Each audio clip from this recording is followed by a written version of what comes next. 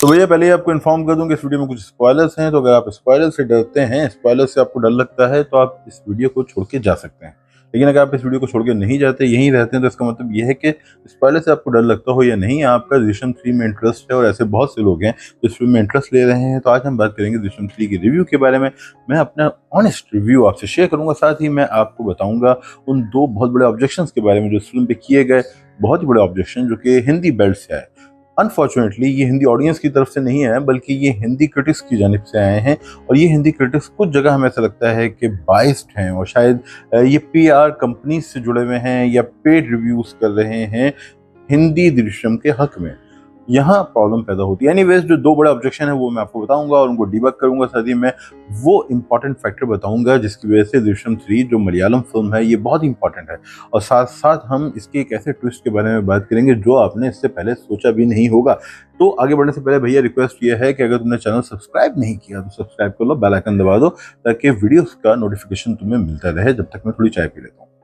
Okay भैया, तो वापस हम आते हैं, बात करते हैं दृश्यम 3 के बारे में। देखो, दृश्यम 3 के बारे में पहली बात तो ये है कि वो फिल्म रिलीज हुई, उसने पहले दिन 50 करोड़ का बिजनेस किया, 2.5 दिन में 100 करोड़ का बिजनेस कर लिया वर्ल्ड वाइड। और आज संडे है और इस वक्त तक बिजनेस बहुत ऊपर जा चुका। मुझे लगता है जो पहला उसका जो वीकेंड है उसका बिजनेस तकरीबन 150 करोड़ होगा, 150 करोड़ वर्ल्ड वाइड। एक छोटी इंडस्ट्री के लिए ये बिजनेस बढ़िया है, शानदार है। और ऐसा लगता है कि डेफिनेटली ये लोका के रिकॉर्ड को छू लेगी, तोड़ ना सके तो वहां तक पहुंच जाएगी, तोड़ दे तो फिर क्या ही बात है। और मोहनलाल सर का जो अब तक, मोहनलाल सर की जो अब तक दो बड़ी फिल्म्स हैं, यानी कि थोराडम और लूसीफर, इम्प्रान कह लें, इम्प्रान, लूसीफर 2 इम्प्रान, उस तक डेफिनेटली पहुंचेगी, उसे क्रॉस कर जाएगी। तो ये मोहनलाल सर के करियर की सबसे बड़ी फिल्म बनेगी और मलयालम सिनेमा की शायद दूसरी बड़ी फिल्म बन जाए। अगर लोका को भी क्रॉस कर जाए तो हमें हैरत नहीं होनी चाहिए। अच्छा, अब बात करते हैं दो बड़े ऑब्जेक्शंस पे जो कि हिंदी क्रिटिक्स की जानिब से आई हैं। वो ये कहते हैं कि यार ये जो फिल्म है ये बेसिकली इसकी जो पेस है बहुत स्लो है। हाँ, इसकी पेस स्लो है, लेकिन ये बात आप तब तक नहीं समझ सकते जब तक आप मलयालम फिल्म के जो कमिटेड ऑडियंस हैं उनकी, उनमें से ना हो। देखो, बात यह है कि कंटेंट किंग है, ये सब कहते हैं, यहाँ तक के बॉलीवुड वाले भी कहते हैं कंटेंट किंग है। मगर क्या आपके यहाँ वाकई कंटेंट किंग है? ऐसा नहीं। अगर कंटेंट आपके यहाँ किंग होता तो नवाजुद्दीन की फिल्में, इरफान खान की फिल्म ब्लॉकबस्टर होती। कंटेंट किंग है साउथ में, खास तौर पे मलयालम सिनेमा में, जहाँ पे कोई भी सुपरस्टार नहीं है।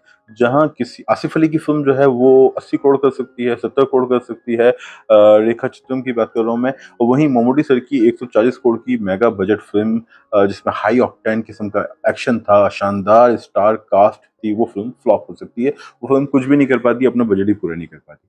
तो कंटेंट किंग जो है वो तो है मलयालम सिनेमा में। और जो सबसे इंटेलेक्चुअल ऑडियंस है, जिस ऑडियंस का जो इंटेलेक्ट लेवल है वो सबसे ज़्यादा है, वो भी मलयालम सिनेमा है। अगर हम कंपेयर करें, मतलब नॉर्थ से तो कंपैरिजन है ही नहीं, उसे तो छोड़ दो, आप टाइगर श्रॉफ की फिल्म्स भी देख लेते हो। अगर हम कंपैरिजन करें तमिल, तेलुगु, तो वहाँ से तो मलयालम सिनेमा आगे।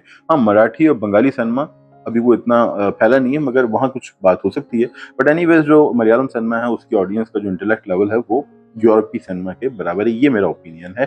अपना ओपिनियन भी आप शेयर करें, कमेंट सेक्शन खुला हुआ है। अब दूसरी बात, ये दो ऑब्जेक्शन से पहला ऑब्जेक्शन कि भैया फिल्म स्लो है। मैंने कहा फिल्म स्लो है, मगर जो मलयालम सिनेमा की जो स्पीड है फिल्मों की, जो उनका पैटर्न है, उसके लिहाज से फिल्म स्लो नहीं है। उसके लिहाज से फिल्म की पेस बिल्कुल ठीक है। वो इसी तरह फिल्म बनाते हैं, धीरे धीरे खुलते हैं, करेक्टर की स्किन में जाते हैं, फिर उस स्किन में जाने के बाद जो कुछ वो डेवलप करते हैं उससे वो सेकंड हाफ बिल्ड करते हैं। ठीक है, तो बिल्कुल भी स्लो नहीं है, ये बात बकवास है। दूसरी बात ये कहते हैं कि जो फिल्म में ट्विस्ट नहीं है, मतलब ये जो लोगों ने फिल्म देखी है, आप उनसे जाके पूछो कि फिल्म में ट्विस्ट है या नहीं, कितने ट्विस्ट हैं और कितने बड़े ट्विस्ट हैं। पहले हाफ के अंदर चीजें चूंकि बिल्ड हो रही हैं तो आपको ट्विस्ट नजर नहीं आएगा, मगर वहां पे भी एक बहुत इंपॉर्टेंट ट्विस्ट है। बल्कि बेसिकली वहां दो ट्विस्ट हैं, जहां पुराने कैरेक्टर्स वापस आके मिल रहे होते हैं मोहनलाल से। जहां आप देखते हो कि पुराने कैरेक्टर्स की वापसी क्यों हो रही है, कि नहीं उनके हवाले से सेकंड हाफ में कुछ होने वाला है।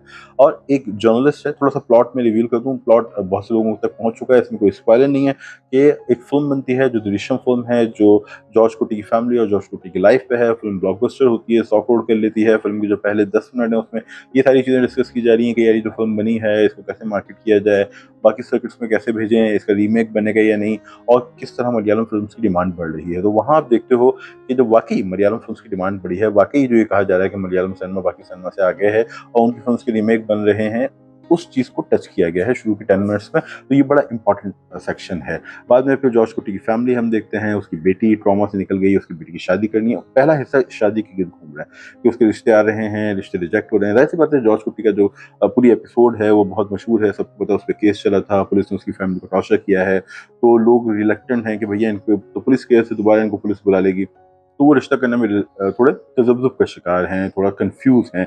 मगर जहाँ कंफ्यूजन खत्म होती है वहाँ कोई और प्रॉब्लम आ जाती है, वहाँ कोई और हर्डल आ जाता है, वहाँ कोई और कॉन्फ्लिक्ट आ जाता है। जो लोग हाँ करते हैं बाद में ना कर देते हैं, तो वो ना क्यों करते हैं। पहले हाफ में इस मसले को सॉल्व किया गया, मगर साथ ही पहले हाफ में एक जर्नलिस्ट है जो वैसे तो जॉर्ज कुटी का इंटरव्यू करना चाह रही है, उसके बारे में जानना चाह रही है, मगर हमें लगता है कि उसकी स्किन के नीचे भी कोई स्टोरी है, उसका भी कोई पास्ट है, वो किसी खास वजह से इस फैमिली के पीछे पड़ी है, वो चीज़ सेकंड हाफ में खुलती है, तो इस हवाले से वो बड़ा इंपॉर्टेंट फैक्टर है। तो पहला हाफ जो आपको स्लो लगता है इस वजह से कि चीज़ें अभी डेवलप हो रही हैं, और बाद में जो टेंशन बिल्ड होगी उसमें वो डेवलपमेंट अपना अहम रोल अदा करेगी। फिल्म स्लो नहीं है, पहली चीज़ तो ये हमने डिबक कर दी। दूसरी चीज़ ये है कि फिल्म में ट्विस्ट नहीं है। तो जैसे मैंने आपसे कहा कि पहले हाफ में भी ट्विस्ट आना शुरू हो जाते हैं, और जो इंटरवल ब्लॉक है वो भी एक ट्विस्ट है, और दूसरे हाफ में भी बहुत कंफ्यूजन है कि सब हो क्या रहा है। मगर जो दूसरे हाफ का आखिरी पार्ट है, यानी कि आखिर के 30 मिनट्स हैं, वो तो एक रोलर कोस्टर है। वहाँ उसकी पेस इतनी ज़्यादा है कि आप हैरान रह जाओगे।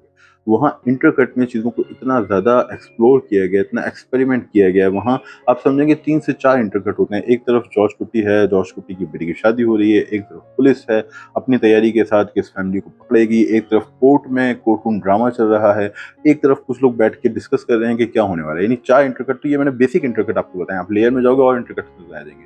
तो आखिर के 30 मिनट्स में 4 इंटरकट्स के अंदर आपको क्लाइमेक्स डेवलप होता हुआ मिलता है, और उन्हीं इंटरकट्स के साथ एक के बाद दूसरा, दूसरे के बाद तीसरा, तीसरे के बाद चौथा वाकया होता है। तो बहुत ही शानदार ट्विस्ट है। इसी तरह दो पॉइंट ऑफ व्यू से हमें कहानी पता चलती है। एक पॉइंट ऑफ व्यू जो है, जो प्रोटैगनिस्ट है वो तो बाद में आता है, एंटैगनिस्ट जो विलन है उनके पॉइंट ऑफ व्यू से कि क्या क्या क्या होगा, तो पहले वो पूरी कहानी डायरेक्टर ने नरेट कर दी कि देखो इनके पॉइंट ऑफ व्यू से कहानी इस तरह यहाँ तक पहुंची है।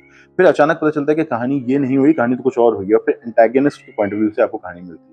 मगर जो सबसे हैरानकुन बात है, जो इस फिल्म का आखिरी 5 मिनट का टुकड़ा है, वो आपको पागल कर देगा। लिटरली ऐसी कोई चीज़ अब तक आपने नहीं देखी होगी। जो लोग कह रहे हैं कि दृश्यम 1 और दृश्यम 2 से उसके लेवल की नहीं है, शायद आप दृश्यम 1 के बारे में, दृश्यम 2 के बारे में ऐसा कहना चाहें तो कह सकते हैं, लेकिन इसके जो आखिरी 5 मिनट है वो हैरानकुन है, क्योंकि उसमें कुछ ऐसा होता है जो आज से पहले कभी दृश्यम में नहीं हुआ, कभी होगा भी नहीं। क्योंकि मेरे ख्याल में अभी शायद आखिरी पार्ट है, या अगर इसकी सक्सेस की वजह से ग्रीडी हो जाए प्रोड्यूसर तो दूसरा पार्ट बना ले। वैसे बनाने में कुछ नहीं, हर कोई ऐसा करता है। अब जो मैंने आपको सीक्वेंस बताया ना, कि एक सीक्वेंस है कि फिल्म के आखिर में एंटागनिस्ट पूरी एक हिस्सा नरेट करते हैं कि हमारा प्लान है ये होगा, ये होगा, ये होगा, फिर हम ए से बी इस लोकेशन तक पहुंच जाएंगे। फिर अचानक पता चलता है कि जो बी, जो उनका डिजायर बी था, वो नहीं हुआ, रिजल्ट नहीं आया। तो फिर चेंज क्या है? अब एंटागनिस्ट के पॉइंट ऑफ व्यू से पूरा ए से बी तक का सीक्वेंस बनता है। अब आप कहानी खत्म हो गई है, और जो मोहनलाल या जॉर्ज कुट्टी का पॉइंट ऑफ व्यू है उससे आप क्लाइमेक्स से पहुंच गए। तब आखिरी 5 मिनट आपको पता चलता है कि ये, अब मैं इस वाले नहीं देना चाहता, पता चलता है कि यहाँ कुछ और हुआ था। अब वो जो कुछ हुआ था वो आप सोच नहीं सकते। जॉर्ज कुट्टी का एक जुमला याद रखिएगा, वो कहता है मैं अपनी फैमिली को बचाने के लिए किसी भी हद तक जा सकता हूँ। तो यहाँ आप देखोगे कि वो किस हद तक गया। मतलब चाय का कप आप ले लो और चाय पीते रहो, आपको पता चलेगा वो किस हद तक गया। वो जिस हद तक गया, वाकई उस हद तक कोई नहीं जा सकता। क्या उस हद तक हिंदी बेल्ट के अंदर अजय देवगन जब इसका रीमेक बनाएंगे तो उस हद तक जा सकते हैं? बहुत मुश्किल है, बहुत मुश्किल है। चूंकि अजय ने जब शैतान का रीमेक बनाया था, शैतान बनाई थी, तो जिस फिल्म का वो रीमेक था, उस फिल्म के अंदर जो बाप है, ये मैं आपको बता रहा हूँ, बड़ा इंटरेस्टिंग पॉइंट है। उस फिल्म में जो बाप अपनी बेटी को बचाने के लिए जो कुछ करता है, अजय ने जानते थे कि हिंदी ऑडियंस उससे कनेक्ट नहीं हो पाएगी, या हिंदी ऑडियंस जो है इस लेवल की नहीं है, अभी इतनी मैच्योर नहीं है। तो जो मराठी फिल्म के अंदर क्लाइमेक्स था, वो क्लाइमेक्स हिंदी रीमेक का नहीं था, शैतान का नहीं था। इसको 3.5 स्टार्स दूंगा, 3 स्टार में दे देता। लेकिन इसका जो क्लाइमेक्स में आखिरी 5 मिनट हुआ, इंटरेस्टिंग बात ये कि उन आखिरी 5 मिनट की जरूरत अगर नहीं भी थी ना, उसे काट भी देते, फिल्म तब भी पूरी हो जाती। आप कहते हैं हाँ ये फिल्म हो गई, ठीक है, अच्छी फिल्म में तालियां बजाओ, चलो चलते हैं। मगर उन आखिरी 5 मिनट में सब कुछ बदल गया। और मेरे तरफ से 3.5 फिल्म, 3.5 स्टार्स, और ये बहुत अच्छी रेटिंग है। मतलब कुछ लोग हैं यार 5 क्यों नहीं दे रहे। मेरे लिहाज से तो ये है कि हॉरर ड्रामा भी मेरे लिहाज से 3.5 थी। मेरे ख्याल में जो बहुत ही बड़ी क्लासिक फिल्म्स हैं, जैसे कमल हसन की नायकन है, उसको हम 4 स्टार दे सकते हैं, या इंटरस्टेलर को 4 स्टार दे सकते हैं, मुगल आजम को दे सकते हैं। ये बड़ी फिल्मों को देना चाहिए। ये फिल्म अच्छी फिल्म है, 3.5 है मेरे लिहाज से। आपका क्या पॉइंट ऑफ व्यू है? हमसे शेयर करें, अपना ख्याल रखें, जल्द मिलेंगे, टेक केयर।